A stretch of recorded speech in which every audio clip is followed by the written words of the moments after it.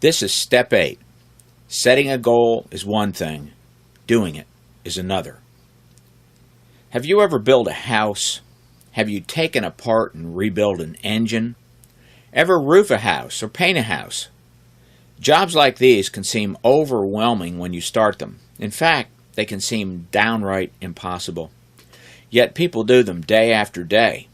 Do you think the people who do them are smarter than you are? No, they probably aren't. But what they have is a plan. They set the goal first. Then they develop a plan of action. Then they do the things in their plan. Of course, some goals are really big and take a lot of time and work. For example, let's say that 10 years from now, you want to be a lawyer. You have to first finish high school. Then you have to get a 4-year college degree. Then you have to go to law school for several years. But it can be really worth it in the end. And the truth is, most people actually have some fun while they're in college and law school. It isn't as big a drag as you might believe. But if you haven't even completed high school, it can seem like a lot. It can be like eating an elephant. There's an old joke that explains this. How do you eat an elephant? One bite at a time. That's the way big goals work. Do them little by little, and sooner or later, they get done. Too many people spend all their time getting angry with the world rather than just working on their goals. They get angry at what they see as unfairness. That is, they didn't get their way. They want things given to them. They're not willing to work for what they want. They want things right now. But that isn't the way the world works. You might believe that it isn't fair, but that's the way it is. Getting angry about it will only get you into trouble. Your beliefs, attitudes, and habits are not necessarily right. They're not really based on reality. They are what got you into this mess in the first place. They must change. They must, or you're going to slip back down the ladder. You must learn how things really work.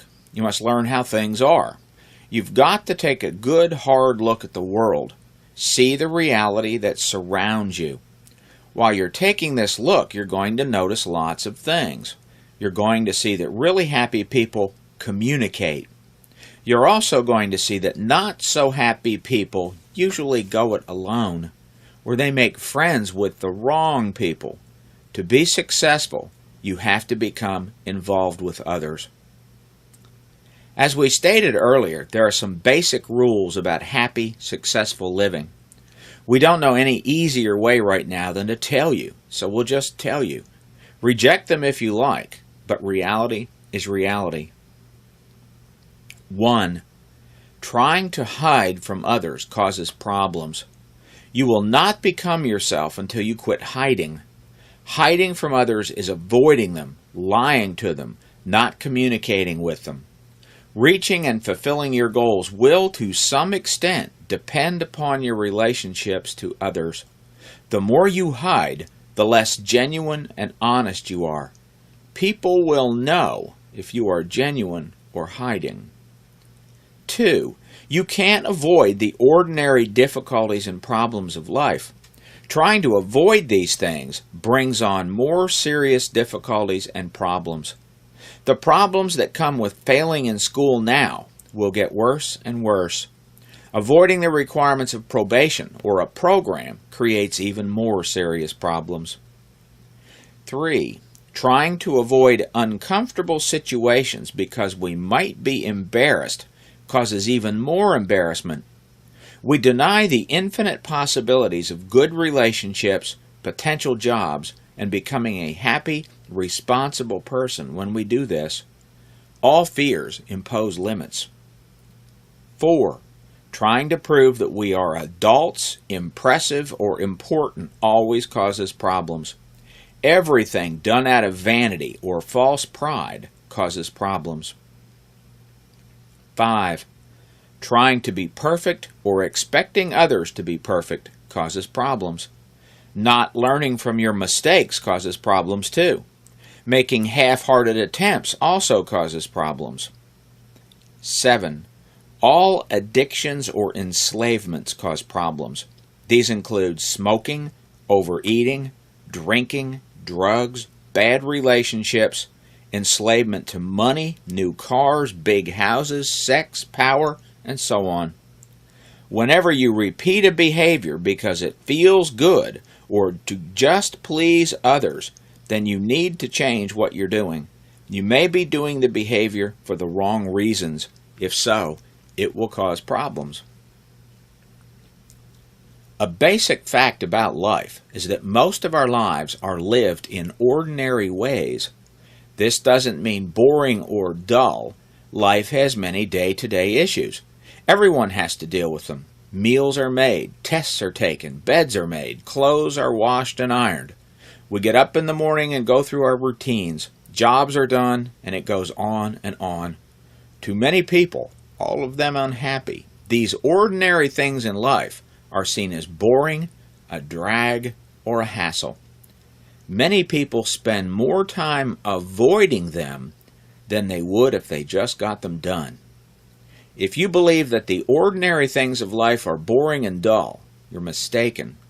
The greatest mysteries of life are seen in the simplest things. People who successfully and consistently contend with the ordinary things of life are those who have the greatest happiness. Too often you want the answers right now. You want what you want right now, but you don't want to work for it. Boredom usually means a person doesn't know what life is all about. It also means you have a serious problem with beliefs, attitudes, and habits. Bored people look for something exciting, and the truth about boredom is that it is created by us because we are afraid to look too deeply into our lives. We are afraid to face reality, so we look for excitement. All things eventually lose their excitement. No matter what exciting things we find in life, eventually we have to return to real day-to-day life. New cars get old. New friends may betray you. Drugs don't get you as high. Your new girl or boyfriend isn't as wonderful as you thought. So the real trick with boredom and happiness is to learn to appreciate ordinary day-to-day life. This must be done. You will have to wait for things and take the time to earn them. Also, you must come to respect reality. Despite the advertising to the contrary, you can't have it all. Step 8. You must quit arguing and complaining about how the world is and make plans to be successful in the world as it is. The essence of Step 8. Keeping a long-term goal path in life can only be done by planning our short-term actions. Step 8 is all about making plans to fulfill our goals. Big goals have to be made into a plan. Step 8 is designed to help you make a plan to accomplish your one-year goals. Do not take lightly the setting of your goals. Goals are very important. Be sure to lay out a plan to achieve those goals. But setting and reaching goals doesn't always make a person happy. Happiness is not a destination, a place where you will arrive someday. It is a state of mind. Happiness is a condition of being. We'll talk about this more in a later step. The important thing to do right now is to make a plan on how you will achieve your goals. This will take some time, work, energy, and commitment. Commitment is real power in times of weakness. Be committed. Be committed to finishing this program. You should enlist the aid of a counselor, a pastor, a friend, a family member, or group member whenever you need help in this process. Remember to take it seriously and plan carefully. The thing you must do to complete Step 8 is to write a one-year action plan. The action plan is a complete plan telling you everything you need to do from right now to 1 year from now. That is, you're going to list what it's going to take to fulfill all your one-year goals from Step 7. Your action plan lists each of your one-year goals that you wrote down on page 68. Under each goal, write out the things you have to do to fulfill that goal. Write down when you have to do each thing. You will not share your action plan in group, but you should give it to your group facilitator for review. After your group facilitator approves it, start working on the things you said you'd do in this action plan and move on to step 9. The action plan is found on pages 75 and 76. What you do here, for example, goal 1 at the top of page 75. What you're going to list is the first goal that you listed on page 68. Then you list the very first thing you have to do to accomplish this first goal and when you're going to do it. Then under that, you'll list all the other things you have to do to achieve that goal and when you're going to do them. You do this for all of your 1-year goals, up to 10 of them, and that completes step 8.